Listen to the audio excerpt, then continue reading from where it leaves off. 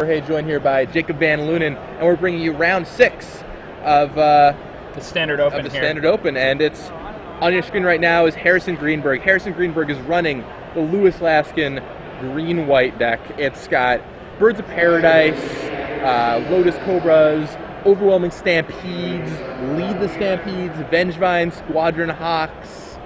So combined right now, the deck is 19-5. That is a pretty good record. So and it's pretty impressive. That is certainly impressive, especially for a deck. They said their best matchup is Cobblade, but Harrison's not getting it here. He's got to face Matt Ferrando, who we don't have his deck list in front of us yet. It's coming to us soon, but he's playing allegedly some mid-range deck, is what we were told. Yeah. So Matt Ferrando is known for playing original decks in almost all formats. He's a pretty good player. He's qualified for the Pro Tour. You know, he had a really impressive day one in San Juan. He started out at 7-0, which is, you know, decent. I've heard. Not too shabby. And I think the wheels fell off, but He still made top 50, right? he did. Yes. So I remember hearing the shout of Ferrando across the room. I was relaxing to hear something that was not Puerto Rico across the room. So it looks like the players are taking their hands here. And thinking about what's going on, so... Ferrando makes a wise mulligan decision. That's a deck that, I mean, that's a hand that a lot of people might have kept. He had 3 lands, and he had a bunch of 2-drops, and I believe, like, I'm not sure what the last card was, but he had a triple Squadron Hawk hand, which is generally pretty bad because it's basically a 5-card hand. You know? Right. I mean, more or less, yeah. It's the worst is when you like keep your 1 hawk hand and like you're on the draw and you like just draw hawk. Oh yeah, it's just terrible. Gross. But yeah, like you know, extra hands with hawks. These decks mulligan really well. So it's true. Did we catch what else was in the hand? So we can get a glimmer of what this deck is doing. I think he's like a Burrows deck that's like a lot more mid-rangey. Okay, here we go. We have the deck list in front of us. I think he's probably in some Inferno Titans. He likes Inferno Titans. Okay, so yeah, we have a Cunning Spark Mage, Stoneforged Mystic, Squadron Hawk, Inferno Titan, Spike Shot Elder, Gideon Jura, Cough of the Hammer, Arc Trail, Burst Lightning, Lightning Bolt, Bone Horde, Sword of Feast and Famine, and Basilisk Scholar. So it's kind of like a big red deck almost in a sense. You have these Inferno Titans, some Planeswalkers. Cough into Inferno Titan seems like a pretty sweet play. Yeah, I mean, Matt can build a deck, so yeah, I'm confident this deck is. Yeah, so I'm excited to see what's going on. And on the flip side, of course, we have the green-white deck. We expect a collar. Ooh. All right. Goes with the sword. So Matt lays a turn 2 Stoneforged Mystic to find Sword of Feast and Famine versus Harrison Greenburg's first turn Birds of Paradise. A pretty strong play. This is all right. I'll play green creatures. Here's a sword. Now, Harrison's deck is built to destroy the Clawblade decks, but it's going to be interesting because I'm not really sure how it's going to handle this like white-red mid-range type deck. Right. I mean, he said that the Inferno Titans are just really good here. Yeah, I think when we were talking to Laskin earlier, he said that his Boros matchup was okay. Coldotha already said was not good, but Boros was kind of okay. But those Inferno Titans might really gum up the works, because especially, you know, if you drop one off early with Cough of the Hammer. So in the meantime, we have Fauna Shaman, Ada Burst Lightning. And Harrison's considering his next avenue of play. Cracks Misty Rainforest. The interesting thing about Matt's deck is your opponents are just always going to assume that it's Boros and play around all the typical Boros cards until suddenly Inferno Titan comes down. Yeah, Inferno Titan comes to the party. And it's not quite the story you're used to. Matt's playing 26 lands in this Boros deck. And that's actually not too uncommon because people usually have 26 lands to help activate their step links and things, but he's playing 26 lands so he can play things like Inferno Titan. And Inferno Titan does pretty good with equipment. Or Basilisk Scholar, sweet one. Not too shabby. With that, and without the need for like white on turn 1, you can play 4 Tectonic Edges, which is a nice little addition. So he leads the Stampede. I found a Phyrexian Revoker. Matt is trying to take the edge here. Slams out the Spike Shot Elder. And earlier, Patrick Sullivan was talking about how good Spike Shot Elder was. Just has another 1-drop here, and in this deck it's even better because it wants to play a later game. And the Elder's kind of going to wreak havoc on Greenburg's 0/1 creatures. Lays a fetch line.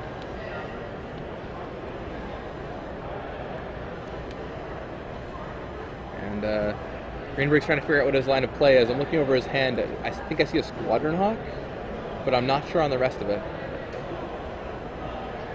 I mean, Greenburg's definitely got a ton of plays. I can't really see his hand, but... Overwhelming Stampede. Ooh, there's a Rhino. Alright, so he decides to crack the Marsh Flats. Grab one of 2 planes. I heard him in between rounds somewhat upset that he was playing a second planes.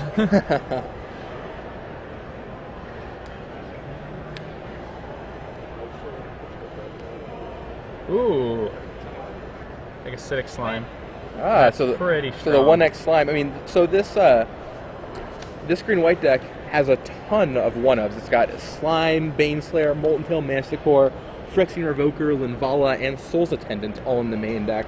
So there's a ton of different things that you can just draw. I mean, with 6 1-ofs, you're more likely to draw that than any of your 4-ofs. You know, some combination of those. Yep. So you can just draw them, and they're decent naturally. So that sword comes down, goes on the Elder. Oh, and Ferrando starts hawking. And that sword plus Elder is going to be huge. And even the swords and the hawks, like, that's pretty good.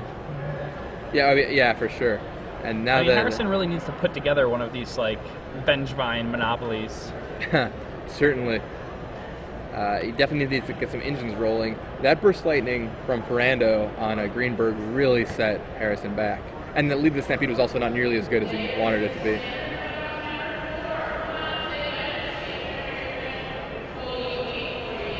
There's a Greenburg for you looking over his options. He gets him for 2. Alright, so it looks like I see at least oh, here comes Squadron Hawk, I think. And there's a Birds of Paradise. Or is that Stoneforge Mystic? Yeah. Harrison's gonna grab his own army of hawks. This will create a bunch of speed bumps for that sword. Yeah, although with Spike Shot Elder, it's a little more tricky because you can start pinging him off if he ever gets a second red source. He doesn't even have a red source right now. Yeah, he doesn't have a red source right now because of the slime, so it's kind of a far way off that one. But yeah, that is certainly true. Yeah, and those green creatures certainly couldn't block before, but now that the Hawks aren't around, and that Revoker turns off the sword, meaning that if he can just deal with that Elder somehow, the sword is not going to do a lot, at least until Matt Ferrando points another Burst Lightning at the Revoker. Alright, so Ferrando considering his options. Also means he can't re-equip the sword to the Hawk, which is huge.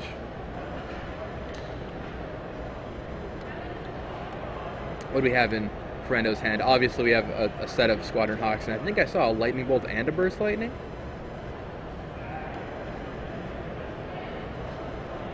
Offers up some of his creatures, and Harrison's like, okay, I'll just hold on to this Phyrexian Revoker. No, thank you. And maybe Greenburg is starting to stabilize. Yeah, ooh, that's a very good one. Is that a Stoneforge Mystic? It's a Molten Tail Manticore. That's a Molten Tail Manticore. That's... You were talking earlier about how you thought they should have a second Molten Tail Manticore in their deck, and this might be the reason why. Yeah, I mean... Like... That card's awful good. I mean, it can block the sorted guys. It's going to deal with some of the flyers. What did Greenburg just cast? Can't see it. It's off screen. He cast just some extra Squadron Hawks. Some Squadron Hawks for protection. And Ferrando's looking over his options.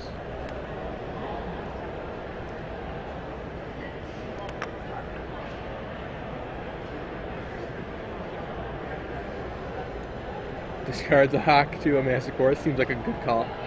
Yeah, it doesn't seem too shabby. An overwhelming Stampede should end this game right now. And there we go. Like, Matt seemed like he was in an okay position. And overwhelming Stampede. You got Rhino, buddy. Jumanji. At that point, the game was, like, I think, far out of his hands. The Masticore was just going to completely dominate the board. It's true, but it's way sweeter if you got overwhelming Stampede. Yeah, it is way Because, sweeter. otherwise you'll be sitting here for, 10 turns. You'd be, discarding cards and, killing things with the Oh, Masticore. yeah, he would just shoot stuff with Masticore. It would be done. But, he just shoots the guy with the sword with Masticore, and then he can't re-equip the sword. Yeah, I mean, to be fair, he did a Burst Lightning bolt, so if he just draws a mountain, you could just bolt the Revoker. That's true. But I mean, then whatever you put the sword on just gets killed by the Masticore immediately. Sure, assuredly. I mean, the Masticore is going to take over the game. There's no denying that. Yeah. But getting overwhelming stampeded in standard is pretty awesome. I think Conley Woods would approve of this innovation. I'm definitely a fan of the overwhelming stampede. I think every time you have to cast, you just have to be like Jumanji, Safari Zone. Welcome to Safari Zone. Welcome to the Safari Zone. So. Harrison doing a little ditty there, looking happy about that term of events.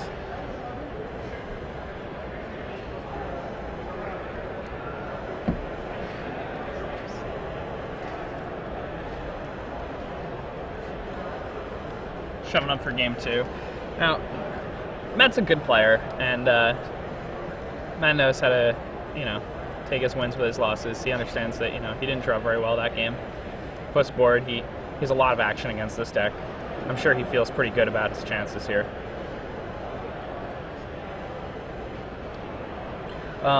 Still sitting at this is round 5 here.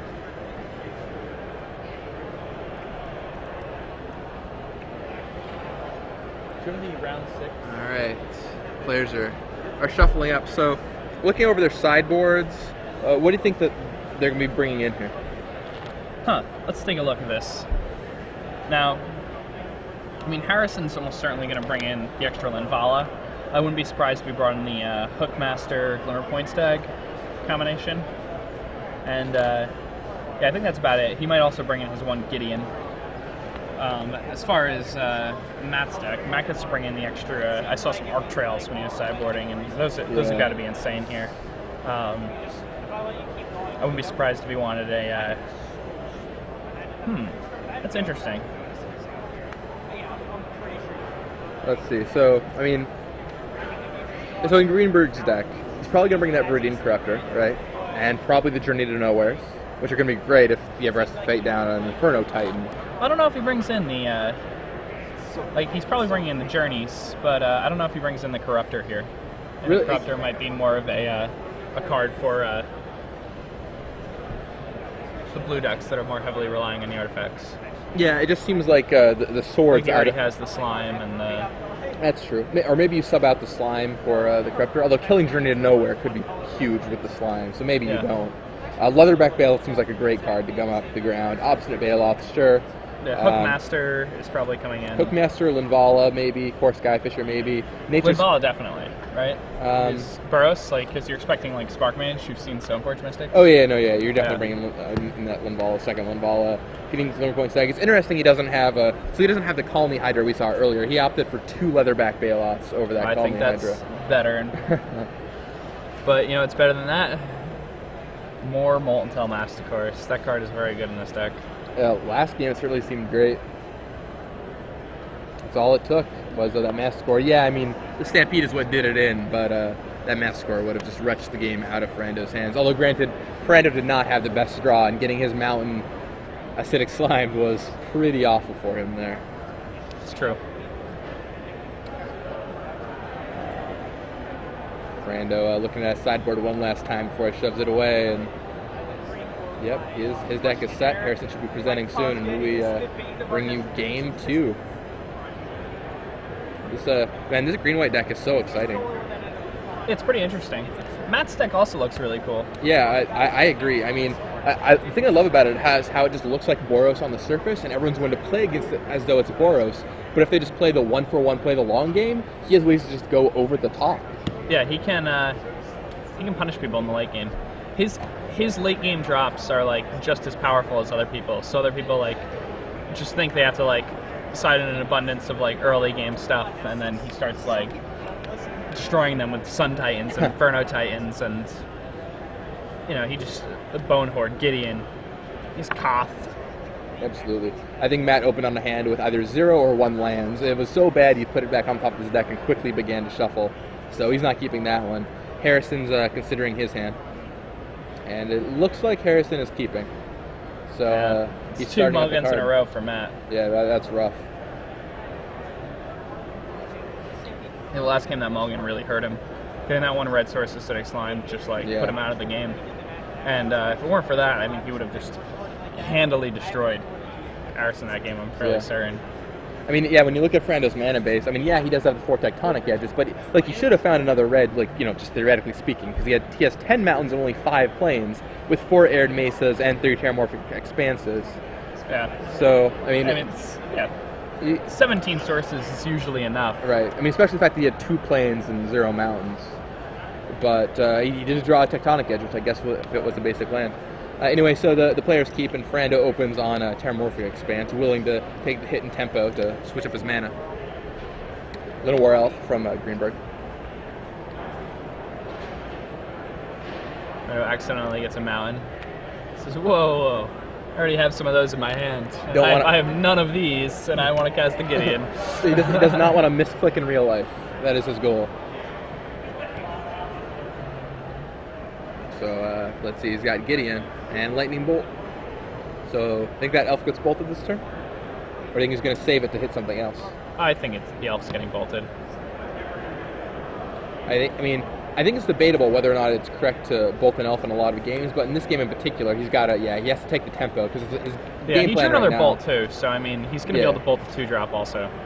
The game plan is just he's got to get up to 5 to hit Gideon. He has nothing else going on right now. Yeah, I mean, the Hawks aren't really as good as they could be here, so Ferrando's not going to waste a bolt on that. Yeah. I mean, unless, of course, it starts picking up some equipment, in which case he may have to. Yeah, I mean, there's no equipment in Harrison's deck. That's true. I'm just so used to every match. Yeah, it's a Hawk. That's what it does. Yeah, it's got a sword hanging in its mouth. And then they play, you know, the Stoneforge Mystic, and it's so relieving to not see not see Stoneforge Mystic on one side of the table. Of course, Ferrando's deck is still full of equipment, so we may still see some mysticking happening in this game. There's a Journey to Nowhere, but still not the greatest response to a Squadron Hawk. And Hawk nudges in for 1.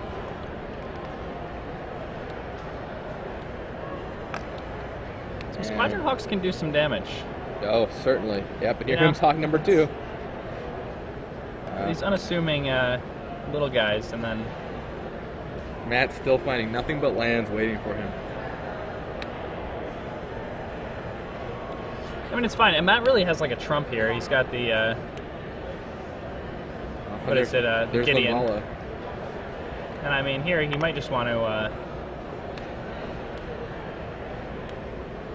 journey that Linvala on his turn. I or think, he like maybe it's worth it just to have the active Gideon in play to just go like double bolt that Linvala on your end step. Although I don't think it's necessarily. So here he's probably going to journey the Linvala, I think.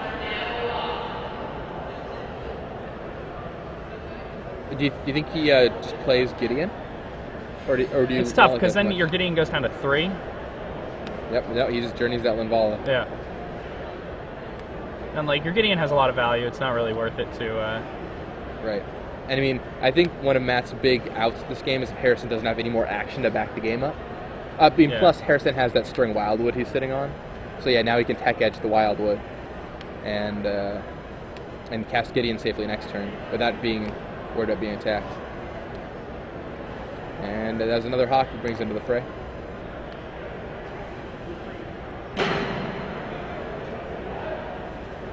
So now I think he just has to go for Gideon, right? Oh yeah, he's just gotta slam it. Yep, and here comes Gideon. And +2, and Harrison untaps just immediately. Alright,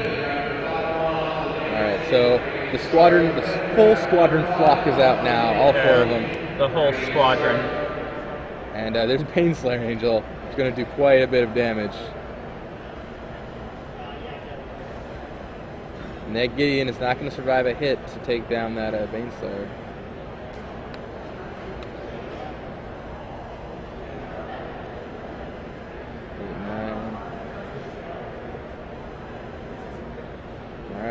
as everyone attacks Gideon.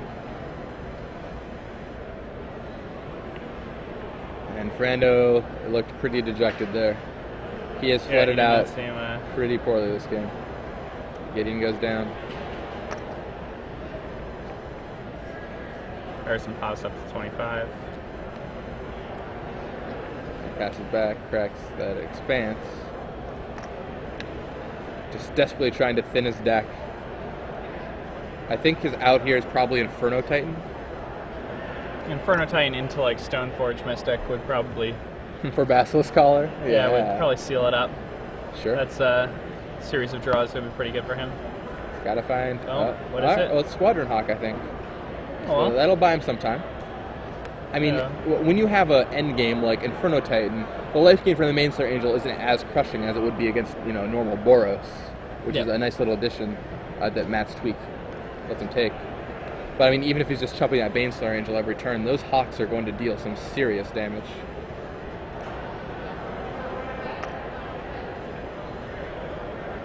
And he cracks fetch land to go find the second planes he needs to bring 2 more of those Hawks into the fray.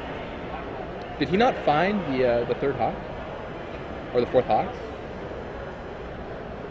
Huh, maybe he sided out a Hawk? Interesting.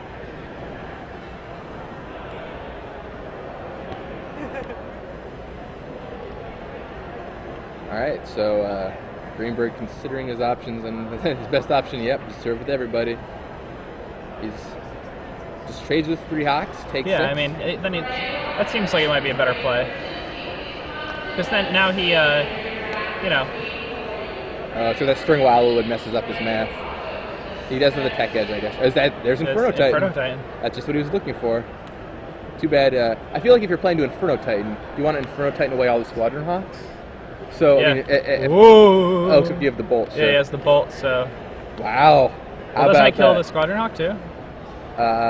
Well, he could have killed the Squadron Hawk. And I guess he did. He did. Yeah, because I saw him point at both. Okay. I was confused. And wow, that was a pretty sweet Inferno Titan. Yeah. All right, there's Linvala, which I guess shuts off Inferno Titan's pump ability, but wow, that Inferno Titan is still threatening. I didn't quite catch it. I didn't realize Matt still had a bolt in his hand. I thought he used that up at some other point in the game. Oh no. He's been slow rolling it, and see Matt has the patience to do that. All right. So Matt attacks with Inferno Titan, and did he say he pointed to the Linvala, did he deal damage to it? He may have dealt 1 damage. Arc Trail. Ow. And like all that life Baneslayer Angel gained, Harrison Greenburg is just slowly losing traction. I'm surprised Matt didn't choose to pump that Inferno Titan even a little bit there. With Linvala, he could not. Oh, you're right.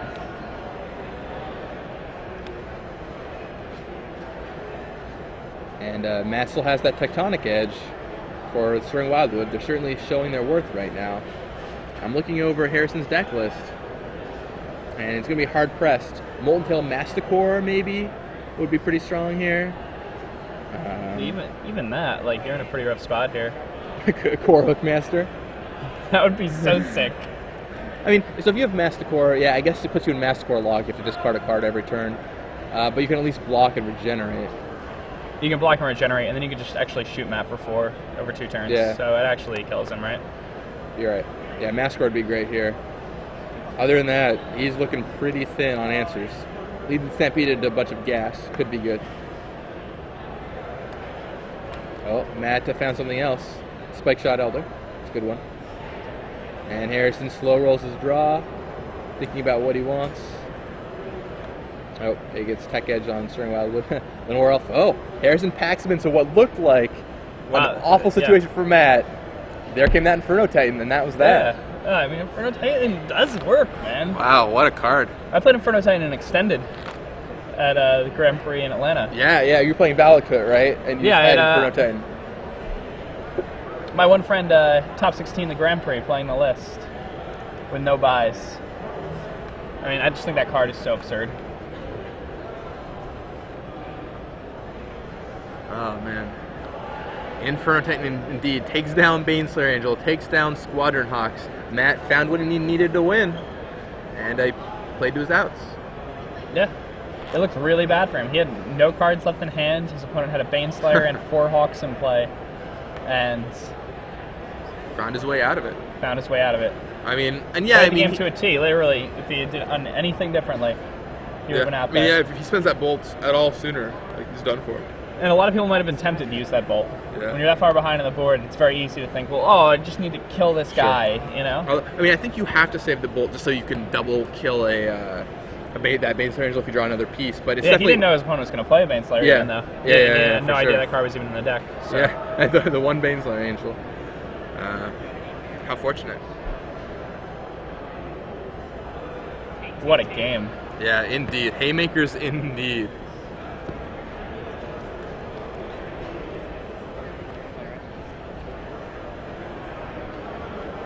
Some opening hands here.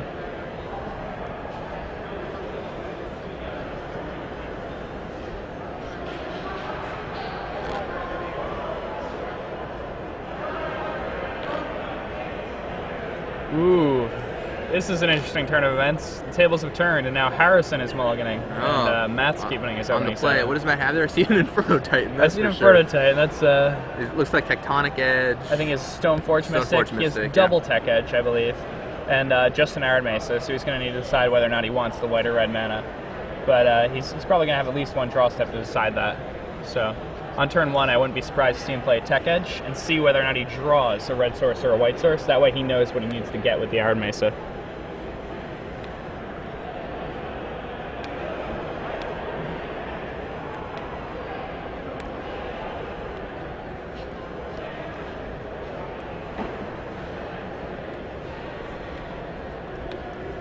Nicely done by Matt. Matt does exactly what I said. He decides to not pop the Arid Mesa to burst the Fauna Shaman on his opponent's end step. Instead, he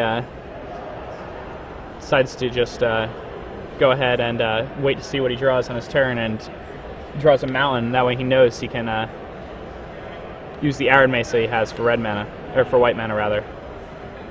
Nice, careful play by Ferrando there.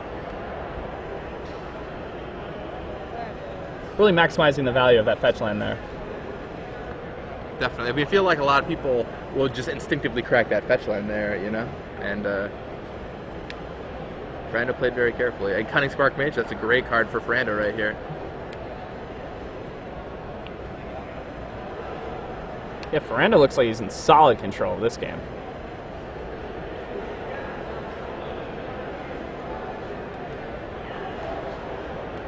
Yeah, I mean, this looks like what Ferrando's got pretty poor draws the last 2 games.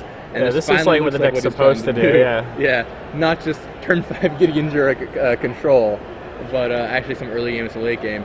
There's Spark Mage Collar, which is pretty rough times for Mr. Well, Greenburg. the Spark Mage has been journeyed. Oh, yeah. Just not a kind of a strange positioning. Okay, sure. Yeah.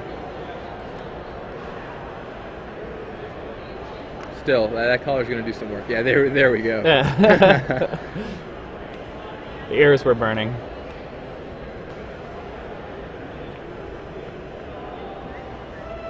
Alright, and the collar comes down. Hawk sends in. And there's a Fauna Shaman. That's going to be a juicy Arc Trail on Matt's turn. Another Inferno Titan.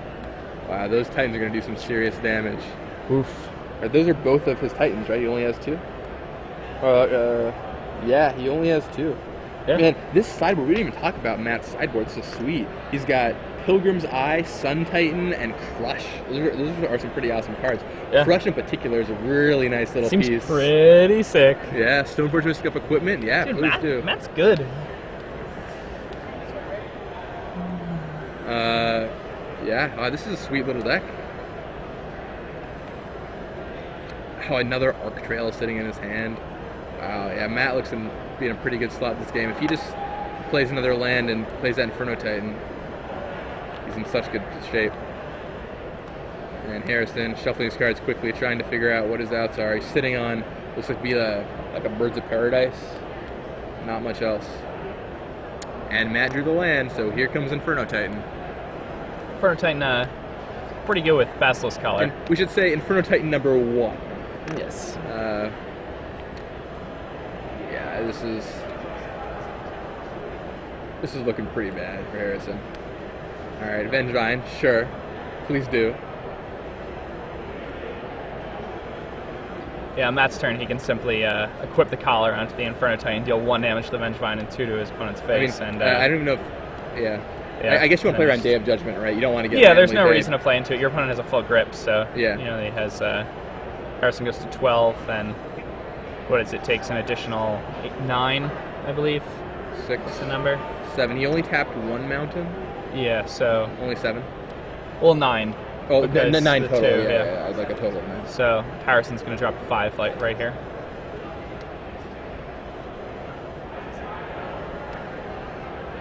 And Matt's going to go up to 31 here. And show his opponent burn spells. Wow. Matt quickly went from what looked to be losing the match to winning in a pretty quick fashion. Yeah. I mean, Matt's deck looks tight. Yeah, that deck looks excellent. I'd love to see if we can get to talk to him about it. That'd be great.